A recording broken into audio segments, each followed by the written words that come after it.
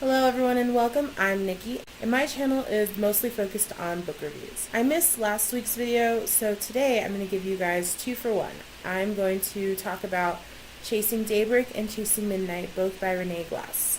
The series follows private investigator Isabel Shane, and in the world that Ranae has built, shifters are still hiding in the shadows, but vampires have come out in the open, which basically means, people have a new scapegoat. Vampires are not allowed to hold certain jobs, there's a shoot-first attitude when it comes to them, and the government's really not sure what basic human rights they're entitled to. Where have I heard this before? Isabel's PI firm is a family business that has been handed down, and they've kind of been the go-to for paranormal types of investigations since even before the vampires outed themselves to humans. So she's sort of an expert in this field. She's the one that people are going to turn to when normal investigations don't work.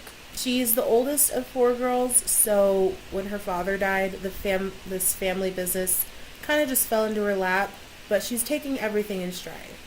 And it'd all be fine and dandy if her new partner wasn't also her ex-fiancé who's recently been turned into a vampire. It's some Dr. Phil stuff going on. The chemistry between Isabel and Shane was just amazing. They're both trying to figure out where they now stand since he's become a bloodsucker. And they need to find out what their relationship is now that they're broken up, but they still live and work together. I'm serious, it's better than a soap opera. Isabel and Shane are currently investigating a murder that seems to lead back to the head of the local vampire coven.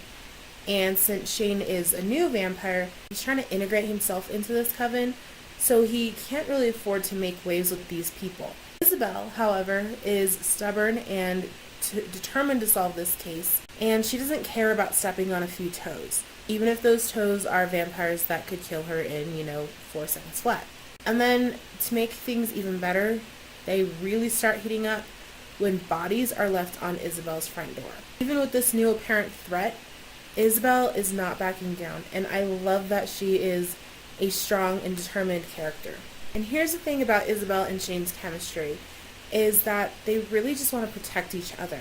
There's a lot of will they, won't they going on. It just really makes me want to scream sometimes, because contrary to popular belief, Mom, I am a sucker for happy endings. I am so rooting for Isabel and Shane to be together, despite the fact that he's already got a new vampire girlfriend, and she's got a couple suitors already lined up trying unsuccessfully to get into her pants. Seeing these 2 characters together is just really fun, and as a reader, I want them to be able to get over all of these obstacles keeping them apart. So the thing that I didn't really like about Chasing Daybreak was the last chapter. Ranae does a really good job of putting a nice, neat little bow on everything to wrap it up, but that's kind of the problem.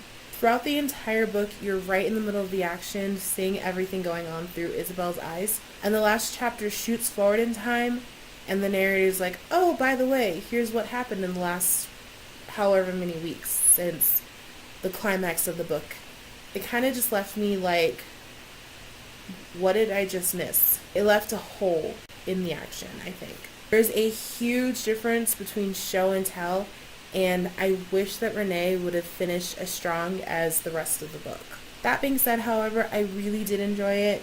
The ending left something to be desired, but if mystery and paranormal and romance is your thing, I totally recommend this book.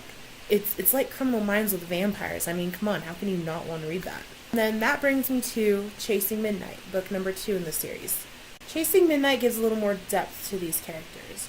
This one dove more into a few other point of views and their relationship with Isabel. You get to particularly see Shane's point of view a few times, and you see what's going on with him, see what he's going through in his new life as a vampire, and his relationship with Isabel and how it's strained, and you see how he feels about her. I already have some idea about Isabel's feelings and how this new relationship affects her emotionally, so it was kind of cool to see it from the flip side, to see it from Shane. This one was more introspective, so there's not as much character interaction, it's mostly internal dialogue. Isabel has her own case that she's currently working on, while Shane is trying to find his place with this vampire coven that he was trying to integrate himself into in the first book.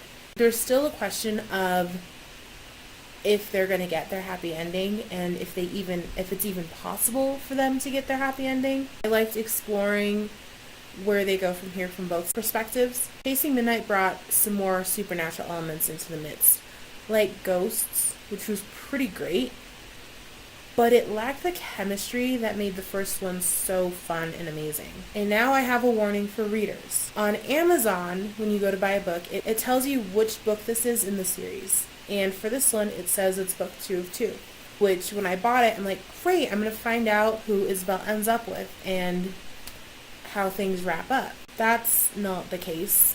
This was supposed to be book number 2 out of 4. Number 3 was supposed to be released in 2016. Number 4 was supposed to be published in 2017.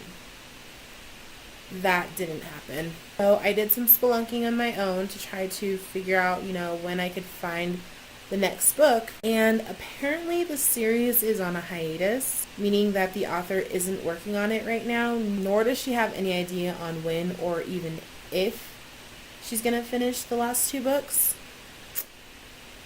Yeah. I graduated with a master's in business, so I get that you want to focus on your bestsellers, but as a reader, this kind of sucks. Chasing Midnight had almost like a cliffhanger ending where you're not sure if these characters are going to get that happily ever after that we want to see. And there was still some mystery that hasn't been resolved yet that I was really hoping to find out from the next one. So while I liked the story, this eternal limbo of will we ever get to finish the series is kind of disappointing. So my warning is read at your own risk. Alright, so that's it for today. Those are my thoughts on Chasing Daybreak and Chasing Midnight, 2 for 1. Thank you so much for joining me again today, and I hope you enjoyed this review. If so, you can follow me on Facebook, Instagram, and Twitter.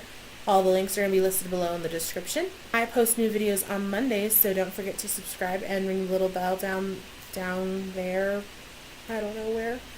And I will see you guys next time. Bye!